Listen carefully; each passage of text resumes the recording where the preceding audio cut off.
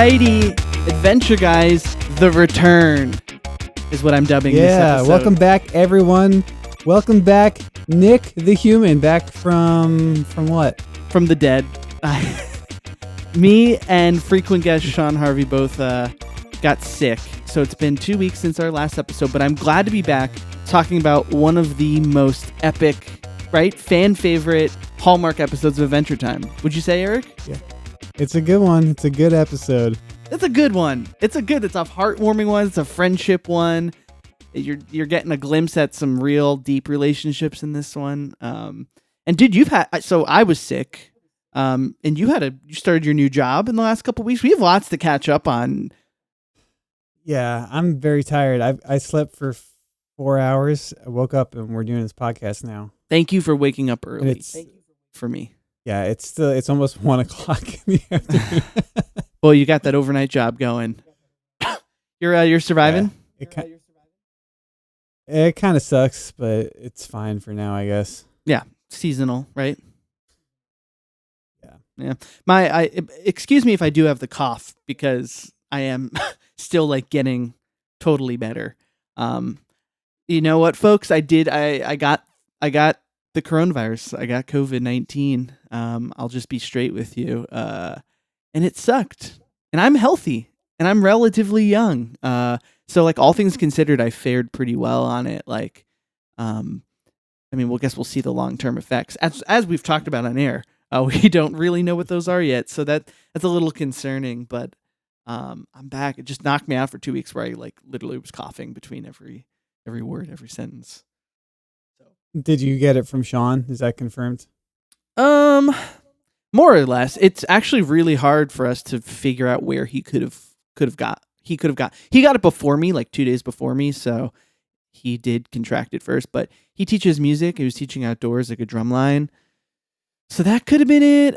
He saw a friend, but they both got symptoms on the same exact day, which wouldn't add up that either of them gave it to each other. I don't know. The whole timeline is really iffy, but that's the best thing that I got. You know. Well, damn, dude. At least you're doing all right. Thanks. Yeah, I'm still super scared about getting it. It sucks, but you know what I did do is I watch Adventure Time every week. I don't watch that much TV, but this slowed me down to the only thing I could really do was watch TV. I was trying to read a book. And I was going so slow. It was like my brain was just like, dude, like we don't want to do this right now. Like one of the weird symptoms that I got was I got really dizzy and faint. And I got almost like in my ears was like an oscillation where it was like, woof, woof. And I had to like sit down. So I had to watch TV. But we've texted about this and our listeners have me and Sean started watching Steven Universe. Yeah. On your recommendation, and we just finished season 1. It's like 53 episodes. We cruised through those in like a week and a half, and it's getting good. Yeah, man, the end of season 1, Steven Universe, is one of my favorite moments of television history. Oh, I love that. I don't want to spoil it. Like, I guess I feel like at some point we'll do like some sort of crossover episode into Steven Universe. Maybe, I don't know. But so maybe we'll leave that unexplored for now. But I am thoroughly enjoying it, and more as it goes on. And like Adventure Time, the more lore that you get, the more backstory, like the more in I am. And like as the episodic stuff was fading away, and each episode started to have continuity, and we're learning more about the world that they're in, I was like, yes. Okay, I get it now. They do a really good job of sort of like withholding certain parts of information, while making like every reveal meaningful and part of the plot.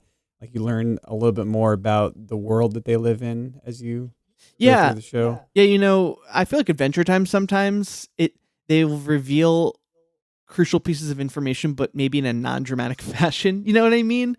Like it'll just be like a casual episode, and in the middle of it will be some kind of important piece of backstory just kind of squeezed in there, and then it comes back. And I feel like in Steven Universe, when you get those chunks of backstory, they do a good job of setting it up and framing it in like a meaningful way. Yeah, it's cool because neither of those shows are really about like a at their heart, they're not really about like a sci-fi narrative, even Yeah. though a great sci-fi narrative exists in Yeah. Adventure Time and in Steven's universe. They're really more about the characters and their relationships to each other, Yeah. and it just happens to be in this like sci-fi narrative timeline. Oh yeah. Well, speaking of that, like this episode of Adventure Time is like literally everything you just described. And I want to just get into it and start discussing the app. Episode discussion. All right, season 3, episode 10. What was missing? Yeah, great app. This is fun. I guess, do you want to set it up at all, Eric? And like for the casual listener, why this is such a important app? Or Sure. So this is a pretty musical episode. It features a lot of songs written by Rebecca Sugar, and it's pretty well known for that. It's also, I think, the first real focus on the relationship between Marceline and Princess Bubblegum. And it's mostly presented as subtext. It's not really presented as anything directly like these two characters used to date. yeah, But that's a strong implication that we get from this episode. it is. It's as I'm still a casual listener or a casual view. If this is your first ep, I'm watching. I haven't seen every single episode, and Eric's seen the series multiple times. But what's interesting is because you're watching it and they're giving you clues that they used to date. Yeah, but you're saying, but it's not explicit. So it's like, what's the nature of this relationship? And I feel like by the end, it's kind of clear with some of the stuff they give you. It's like, oh, this was something. And I think it's worth noting that the first time I watched this episode, like in sequence on my first watch through, I did not get that they had a romantic history. Yeah. I mean, I thought that they like had like a close friendship or something like that, but it didn't really get into my mind that they had a romantic past. Right. But it sets it up so when that is revealed, it makes sense.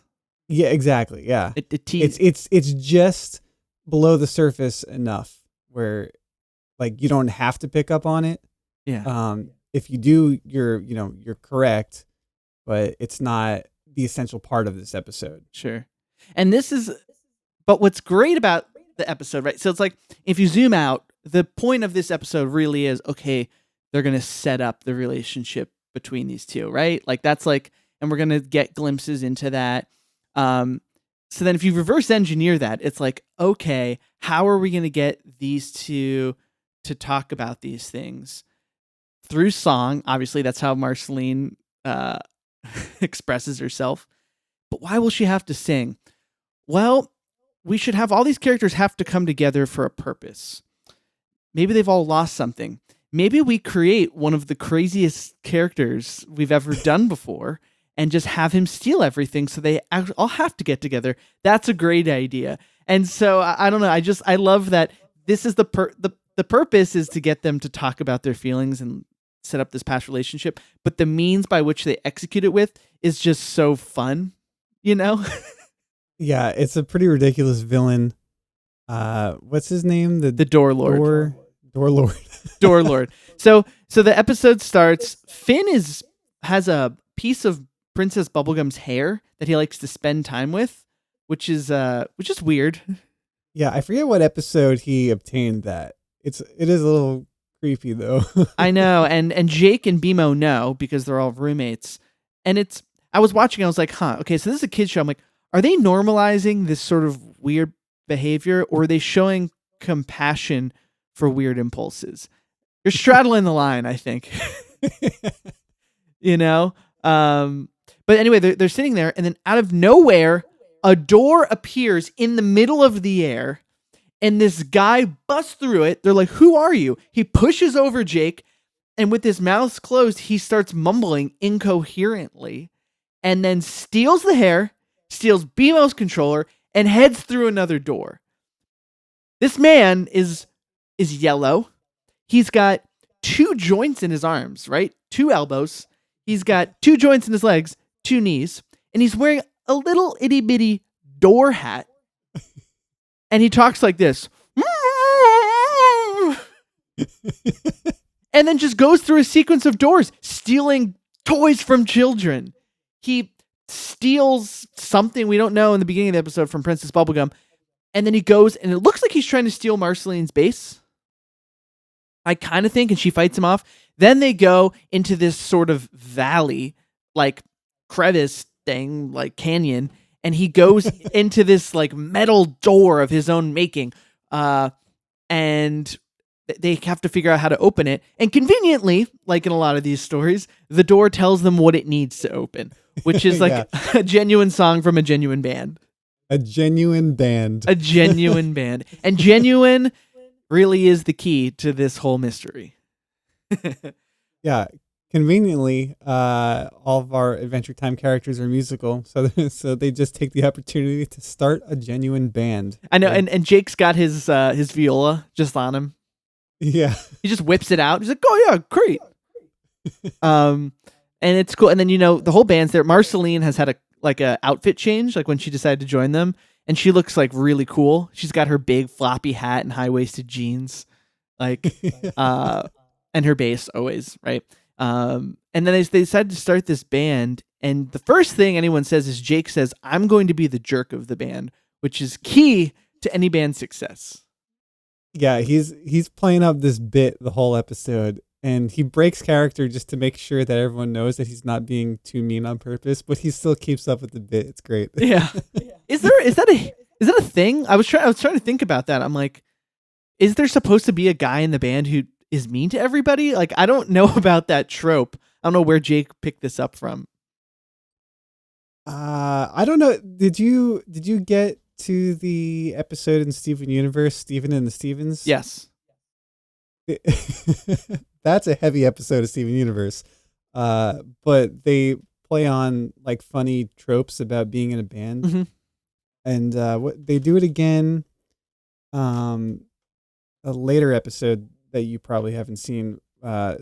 Sadie has a band. Oh, I want to see. I like Sadie. Yeah. And they talk about like the inevitable infighting that will lead to the band's crash and burn or whatever. And they're like, we don't have to do that part. And like, oh man, but that's what makes bands awesome. Yeah, it's funny. I don't really know where Jake's this jerk thing comes from. It's fun though. And he just keeps heightening it and embodying it more and more. But they start jamming, right? Just Marceline has a fun bass line. She's got a great fuzz tone going on for a lot of this episode. I don't think the beginning, but like through most of it. When she's solo, if it's just Marceline singing, she's accompanied by a fuzz solo, which I guess is good, right? For the mix, it takes up more space. There's more high end happening. Sure. I think it's pretty rad that Marceline's instrument is bass. And when she sings, her accompaniment, whether it's diegetic or not, is always just bass, like bass guitar. And like, yeah, it's either rock with like distortion on it, or even just like she's playing chords on a bass. Like they don't try and, do any TV magic to it and just have like a bunch of background music. Like she is just singing to bass. Yeah. And so as they're jamming, she starts singing and sings her feelings. Princess Bubblegum immediately takes to playing BMO and takes BMO's plate off, and BMO's like, "Ow, my face!" And then as he starts getting played, he's like, "Hee hee hee." Yeah, right. It was in danger of becoming like a really macabre moment where she just like rips off his face, but then he immediately starts giggling as if he's being tickled. It's like, oh, okay, we're good. Yeah, we're good. But Marceline starts singing, and dude, it really is cool and affecting. Like, I think you talked about in a previous episode where they talk about the singing that the voice actor who does Finn does, where they want it to sound like sort of naive and like natural.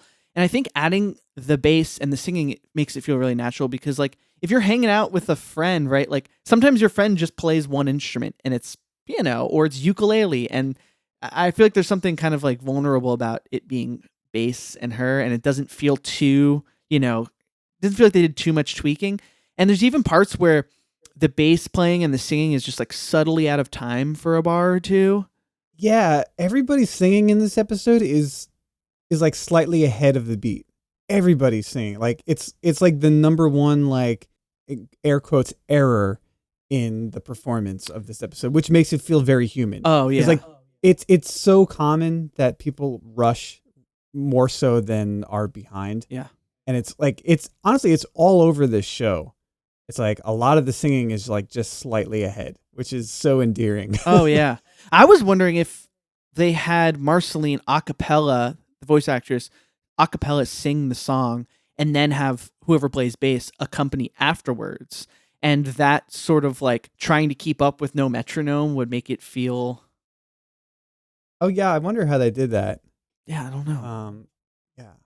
But it's that perfect sort of weird messed upness where it's like it's kind of almost like exact. You know what I mean? It's great. But anyway, but I guess the song Marceline sings, I'm Not Your Problem. I'm not. Yeah, It's a classic. AT classic. Why Do I Want to? Also is the end frame, refrain at the end of the song, and she starts out by it's like kind of nice, and then she kind of says she wants to suck the blood out of her sweet pink face, and Princess Bubblegum's like, that's not decent. And then Marceline just goes off, basically revealing all her feelings. This is she sort of did this in a previous, and it came from the Nightosphere, right? Like when she gets going, she spills all the beans. Yeah, she just gets wrapped up in the music. Yeah. And she talks about how she's like, she felt like Princess Bubblegum thought she wasn't good enough or something. And she's also like taking some pretty good jabs at her. Like, I'm not made of sugar. I'm not one of your subjects you can just control. Which is like, ooh, I mean, it's kind of true. Like, besides Finn and Jake and BMO, like, Princess Bubblegum sort of created everyone she's around and can kind of control them, right? And Marceline's just like pulling no punches, but still at the end of the day, she's like, but why do I she's basically like, I still want to make up. Like, why do I want to do that? She's grappling with it. Yeah. Side note, did you watch Obsidian, the Distant Lands episode 2? No, after having COVID for a couple weeks, I went out for the first time on a drive. I saw one friend that we've been only seeing each other pretty much. And I come home and Sean is like 30 minutes deep into it. And I was like, dude, we're going to watch. I got to watch. I think this is going to come up on the pod. And he was like, oh, you want to watch the rest of it with me? I was like, I don't think it works that way. So I'm going to catch up on it. Did you watch it? Yeah. It's great, but it connects to this episode, What Was Missing, in so many like direct ways. Oh, awesome. Oh, can't wait to see it. Yeah, it's like a lot of things that were left hanging from this episode, you get resolutions for in Obsidian. And it's not even necessarily what you think it might be, but like, and like they tie up loose ends that you didn't know were like left as loose ends. Got it. But it directly relates to the standalone episode from like 9 years ago. Wow. In a lot of ways. So, yeah, it's really cool. So this app, right, you're saying Rebecca Sugar wrote the songs. Was she pretty instrumental in the like pushing for this relationship, or I don't know. I don't know. I feel like she's talked about, right? Like having unconventional relationships are important to her, and that plays in the Steven Universe some, right? Yeah, I think air quotes unconventional. It's not my or Rebecca's words. It's just, Yeah, I think at this point in the show, season 3, yeah, I don't know if there was a true consensus among the writers that, PB and Marcy were involved in some way or another, or if they were, like what the extent of it was. I'm pretty sure there was no official ruling, and there was just like a little bit of interpretation left how deep that subtext actually ran. Got it. This is going to be one of our if we get a writer on the show or somebody who worked on this, will definitely be one of the first questions that we ask. I think the impetus behind this episode in particular was mostly just to do a musical episode. Okay. And Rebecca Sugar did storyboard it. I don't know who was the storyboarding partner. Was it Adam Muto? Makes sense. But she did write all the music. I've read some interviews about like how she wrote these particular songs, and like they did take influence from her just personal life and personal relationships that she had with other people. I think I'm Just Your Problem was about an old roommate that she had.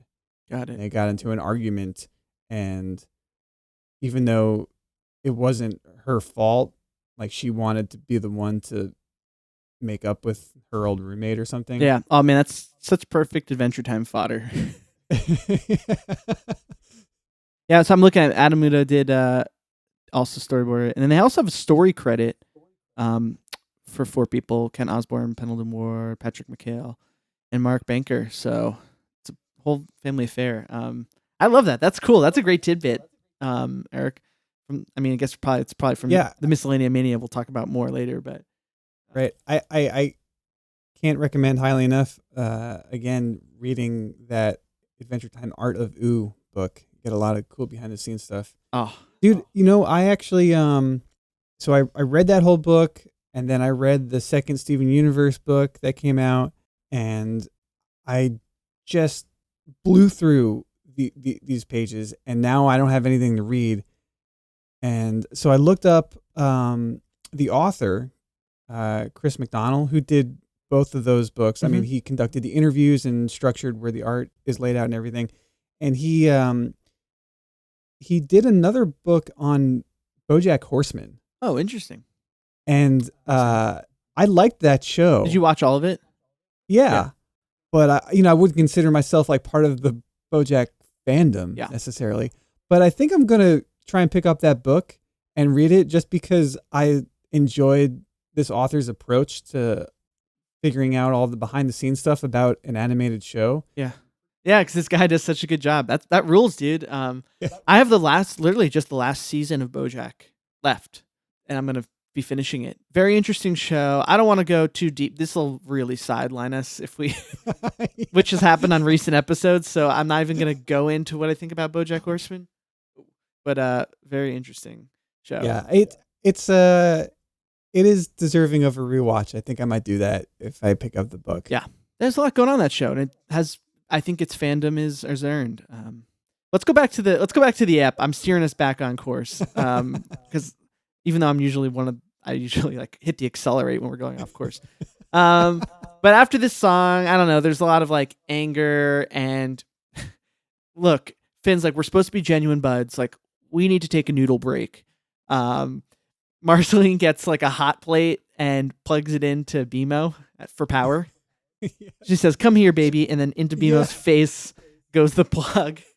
I love that moment. So good. And then they make up, and then Bubblegum's like, "Yo, I want to try the next one." In Bubblegum fashion, PB fashion, she gives everyone sort of a list of tasks to complete. Oh yeah, and it's like a bunch of music babble. Yeah, it's like I'm gonna sound smart talking about music. Marceline, I need you to do triplet quivers in the amixolydian mode. And right, yeah, mixolydian mode. What? Okay, Princess Bubblegum. Normally I love everything that she has to offer, but mixolydian mode. Which mixolydian mode? Okay, there are 12 different mixolydian modes. Princess Bubblegum. I don't even think she says. I said amixolydian, like the key, but I don't think she even says the key. I think she literally just says no. She just says mixolydian mode, which is a great attention to detail, showing she just wants to, like, it's showing that she is just trying to be smart, right? Like, because the details are the knowledge isn't complete. And everyone starts trying to go, and then as they try to start the song, BMO's face lights on fire, and it doesn't work. And at that point, they all decide to like leave, right? And Finn starts singing a song and kind of reveals that, hey, what I lost from the Door Lord was a piece of your hair, Princess Bubblegum. And as he starts being genuine, the door begins to open, which is a great metaphor in this week's section of Nick's Metaphor Corner. Oh no, I don't think that this needs a real song because but anyway, it's great because what it's unlocking, right, is the door, which we come to learn a bit later, what kind of the door lord represents is he took things from them to show that what was inside of them all, like the fun that they wanted or whatever was important, was inside them all along, right? And the way to get to that genuine feeling, what was inside of them, what was important to them, was to be genuine. And I feel like what they're signaling is like, hey, you want to make good music that unlocks the door to your heart, to everyone's heart, is to be completely genuine and honest in your self-expression. And once you do that, you have the keys to the kingdom. You have the door is open to you. And I love that because I agree with that ethos. Yeah. It's in particular with music and songwriting. Yes. It's really obvious to me, I think, when I listen to music, when somebody is just singing lyrics that are kind of generic or not really personal to them. Yeah. Or even, you ever hear like faux personal lyrics where some... Yeah, exactly. Yeah. You can tell when someone is like faking it because like the lyrics sounded cool or they sound like they might be universally relatable, but it's not like there's some disconnect. The person singing it can't actually relate to the words that they're singing. It's like you're singing about having your heart ripped out, like a hard breakup, but it I don't feel it coming from that person. You know what I mean? Like you're like, yeah. It's so obvious when Marceline is singing in the beginning, and she realizes that she just sort of let the honesty really flow through her for a minute, and she was like, oh wait, oops, like I'm insecure, hold on, let me go back to like some dark badass sounding lyrics. And the door immediately shuts off, like I want to bury you in the ground, like she gets super metal, like she's trying too hard. And the door's like and that I mean, this is my favorite part of the episode. I was like, this is great, this is reinforcing what art should be about. And so Finn sings a song, and they all come back as the door is responding to it, and they all join in. Princess Bubblegum's playing BMO again, and there's some great like Game Boy style percussion, like 8-bit stuff happening. And the fuzz bass is going, the viola is going, and he's singing a song about like, what am I to you, Princess Bubblegum? He's singing about how, even though he still enjoys them as his best friends, and Jake too, he's kind of having as we learn, kind of like a Rivers Cuomo Pink Triangle moment where he's singing a love song to somebody who is not going to be interested. and then the door opens at the end of the song, and we see our friend eating a sandwich. Which doesn't make any sense. No. If his mouth is... And then he just goes... And it seems that Princess Bubblegum and Marceline, who have dealt with the Door Lord before in some fashion, they don't really go into it, is like, oh, I know what he's saying. He's saying that what was important to us was inside of us all along. And he goes... And he's like excited because they got what he was after. And they're like, it's true friendship. And then they just cut, and it's clear that they've just beat the shit out of him. He has like a black eye, and he's all tied up. Yeah, because he was still being a total wad. He deserved it. Right. So, which is funny because that's okay. So he's at the end, like with this great moral message, but he also has stolen everything from everybody. So then I was kind of like, is he going around stealing this stuff because he wants the stuff, or is it all in service of this moral he's trying to teach the world? What do you think?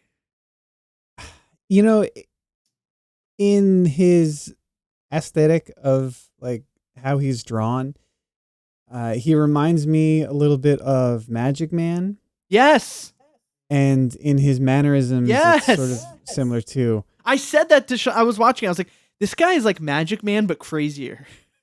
Yeah. And Magic Man's introduction episode is like, I'm here to teach you a lesson, and, this won't be over until you learn what the lesson is. And the lesson turns out to be that Magic Man is a jerk, and that's it. Right. So, the Door Lord is kind of in that vein, I guess. Yeah, where it's like cool lesson, is still like hurt or took things from me, and I got the lesson. Cool. Yeah. I guess it's kind of how life is sometimes. But I like also another cool little throwback. When they give BMO his controller back from Door Lord, he swings it around like a lasso and says, "Yippee-ki-yay!" Yeah. Which I'm like, I guess BMO loves that cowboy stuff. And then, Jake is handing out all the stuff that was stolen and says, "Oh, Marceline, here's your shirt back." And Marceline's like, "Wait, what?" And then Prince Bubblegum goes, "That's my shirt." And it's like, "Whoa, you kept the shirt I gave you?" Marceline says. And Prince Bubblegum's like, "Yeah, it means a lot to me." It's like, "I thought you never wore it." She goes, "Dude, I wear it to bed like every night." And it's like, oh. I mean, that's the strongest indicator we get that it's a relationship, right? Because the clothes. Yeah. The shared clothes. There's a couple episodes throughout the series where you see Princess Bubblegum wearing that shirt. I think it didn't really hit me what the significance of it was until like later on. Oh, there's that who's that witch that comes into play like season 8 or something, and right. she falls into a coma and then teams up with the ancient psychic tandem war elephant. But she It's off you this. she steals the shirt from Princess Bubblegum. Oh. Or tries to like negotiate a trade for it or something like that. Wow. So that shirt comes back. It's got a lot of context that develops throughout the show, but to just introduce it in this episode, you don't really get how important it was, I don't think, until that that last scene, of course. And then even then, I didn't key into its significance quite yet. Yeah. On my first watch through. Yeah, the multiple watch throughs really reward that. And then it's revealed that Marceline didn't have anything at stake here. In Finn's words, she just wanted to hang out with them. And she gets embarrassed and grows in size and gnarliness like she does and chases everyone out, and the show abruptly ends. Right? Another classic example of let's just heighten the drama until the episode cuts. But I was doing a lot of thinking in this episode, as is evident. A lot of writing of notes and a little bit of searching for a small little guy that likes to wave. Eric, it's time to ask you, did you see the snail? Did you see the snail? Did you see the snail? Did you see it? All right. Well, Eric, did you see the snail? No. Nick, did you see the snail? No. No, I did not. Okay.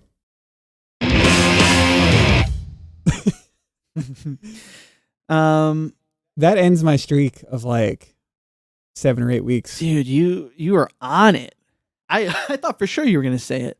I was like, Eric sees the snail in every ep. It's unfair. You've got snail sense. Some episodes are definitely harder than others, and I think maybe we were just watching some easier episodes. Or sorry, that makes you feel bad now. I never saw it. God damn it! I've only seen the snail once on my own. It'll happen again. Come on, Nick. I definitely did my first viewing of this episode from the couch, like another 4 feet back away from the screen, like I said I would. However, on my second watch through, which I did so I woke up, I watched this episode again, and then we did this podcast. I did the second viewing, right in front of my computer monitor, like always, and I still didn't see it. Yeah. I had like 3 weeks to think about where I might have missed it the first time. Still didn't see it. Well, this is what happened to me in a previous episode, is like when the story gets so good, like, and it draws you in, like the snail searching recedes to the background, and that's what always happens to me. Dude, there was a snail fake out in this episode. Really? There was a yellow bone and a brown rock on the ground, Whoa. like during one of the songs or something. And it was like out of focus, and I was like, "Wait, what is that?"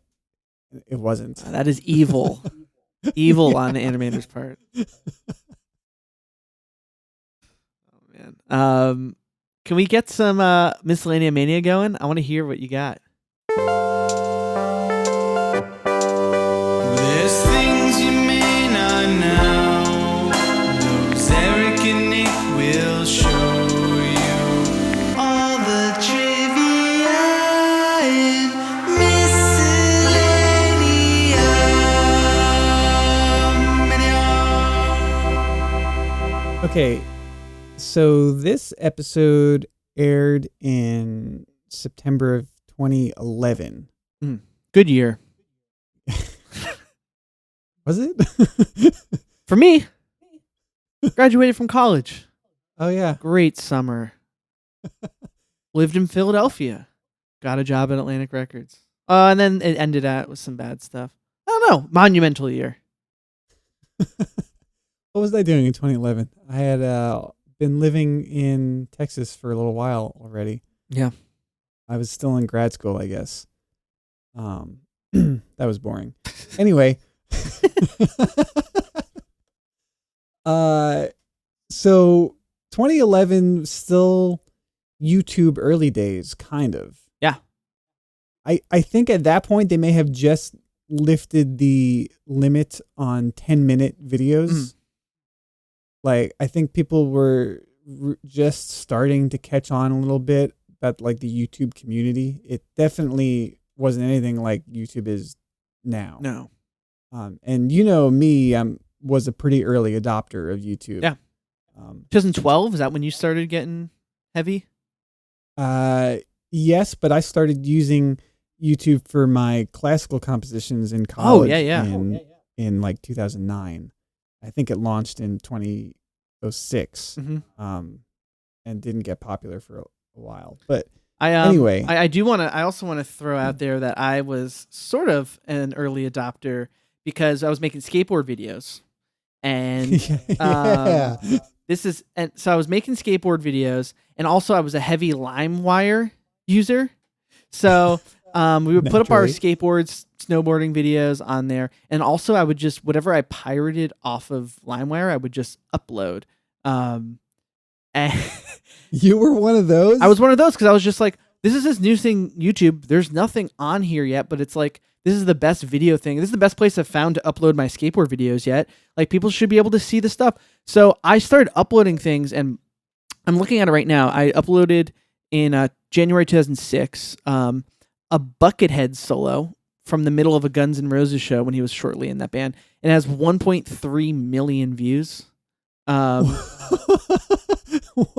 your channel? On my channel, yeah. There's a Coheed and Cambria. But you're not getting ad revenue from that. No, I'm not. There's a Coheed and Cambria video, 78,000 views. And then my friend made a really simple like flash animation in Paint of Dragon Ball Z versus South Park. And it has 104,000 views. I think just because it was literally so early, November 2006 on YouTube. Oh, wow. I don't know why I even uploaded that. I guess I was like, well, I don't know. There needs to be more videos on this thing. That's pretty funny. All right, so flashback to 2011. 2011. YouTube is going strong, but it's still not the YouTube we know and love today. Yeah. Frederator, the production studio that did Adventure Time, they have a little YouTube series that kind of recaps Adventure Time episodes in season 3. They are not particularly well produced. They're basically fan videos. Got it. You look up some of these videos, it's just like a couple screen grabs from the episode of Adventure Time, and then there's like a narrator being like, oh, so on this week of Adventure Time, this thing happened. What do you guys think about that? Comment, and remember to like and subscribe. It's just like typical like YouTube fan videos. Sure. It just happened to be coming from the actual Frederator official YouTube account. Sure, it's like they were smart in that they knew that their YouTube was a thing. They were like, we need to be on here. This is a place for us. But then the execution just wasn't quite there yet. Yeah, it's like totally indistinguishable from anything DIY that would be on the internet. Yeah. So they did a little recap plug for what was missing, and it generated quite a bit of controversy. Really? Because in the fan style musing about this episode, in this little 2-minute recap or whatever, the narrator sheds a little bit more light in a direct way on what might have been the past relationship between Marceline and Princess Bubblegum. Oh. And it's definitely like in the style of a fan video. However, because it's from the official account of the production studio, Yeah. it made it seem like it was being officially acknowledged that they had been in a romantic relationship. Whoa. And in 2011, this was a huge controversy for a children's show to acknowledge a same-sex relationship. So there was a lot of messed up stuff going on around it. Can only imagine. There's a lot of quotes from people on the crew of Adventure Time, and they're just like, they're not really disavowing it. They're not saying like, oh no, it's wrong, but they're saying like, it's definitely subtext, and we're not like confirming or denying anything. It's, conjecture. And if it's from the point of fan theories, like fine, like have all the fan theories you want, make your fan art, go for it. But the fact that it's, our production studio that put their stamp of approval on it, maybe sends the wrong message. And this is like a nobody from the Adventure Time crew was involved in these little videos. It's just like a separate thing from Frederator Studios. Sure. So what ultimately happened, Fred Siebert, the guy in charge of everything, said, in trying to get the show's audience involved, we got wrapped up by both fan conjecture and spicy fan art and just went a little too far. So they pulled the episode of their recap. Got it. And they fired the producer of this little recap series, this guy, Dan Rickmers. Now, I don't know who this guy, Dan Rickmers, is, but I think he's a queer hero that deserves some recognition. He put his job on the line to portray same-sex relationships in all ages media. And I don't know what's ever happened to this guy, if he's gotten any recognition at all for doing this, if he even personally cares about the issue or not, but he was the sacrificial lamb that lost his job because this video went up. Wow. Yeah, I'm looking right now. I see there's a Dan Rickmers did some shorts, and there's a video game designer. Maybe it's him. I don't know. Dude, that is a wild story you just brought me through. I do think that is really cool that he did that and like put it out there into the community. I can imagine being a writer on the show and being like, oh man, dude, like we had plans to communicate this to the audience in a specific way that, because that could also be really impactful, is if over time you gradually explain this in like a heartfelt way, it could have like a really strong emotional impact on kids to be like, yeah, there's nothing wrong with same-sex like relationships because you're showing it. I don't know. I understand both sides. It seemed like they got kind of backed into a corner by the whole situation because they were obviously building towards confirming the relationship, but they got all this, criticism from it, and they never really denied it, but they also had to like back away from the issue and be like, we're not explicitly saying that they are in a relationship. Mm-hmm. Like that's definitely not the case here. However, it is obviously 100% confirmed by the series finale and Obsidian. Like this special that just aired 2 days ago, where it's explicitly and clearly stated that Marceline is Princess Bubblegum's vampire girlfriend. Like, quote. Wow. It's pretty awesome, man. It's super Yeah. It's so awesome. And 9 years ago, this guy, Dan Rickmers, was fired because of it. I want to make him like a folk hero for queer media. I don't know who this guy is. I think he deserves some recognition for putting everything out there on the line, Yeah, let's throw a shout out to him on Instagram. You should throw this theory out onto to the Reddit or something, Eric. Get some groundswell going. I don't even know exactly how active his role is in producing the video, because there is a narrator and it's not him. And the narrator just asks a couple questions like, what do you think about PB and Marcy? Like, let us know in the comments. That's funny. Oh, man. That's heavy. Dude, good miscellanea mania this week. Yeah, this is an iconic episode, or one of the iconic episodes in the pantheon of the show. But, having not watched it on its original run, I didn't realize exactly how significant it was in this particular controversial sense. Sure. Oh, man. That's big. Dude, great ep that we did. Good job. I loved watching this ep. I'm excited that I'm feeling better and we're back to it in a more consistent fashion through the month of December and beyond. Yeah. I guess we'll do a holiday special coming up soon. Yeah. Speaking of holidays, I got to jet off now because I have to start traveling for this week to Florida to see my parents.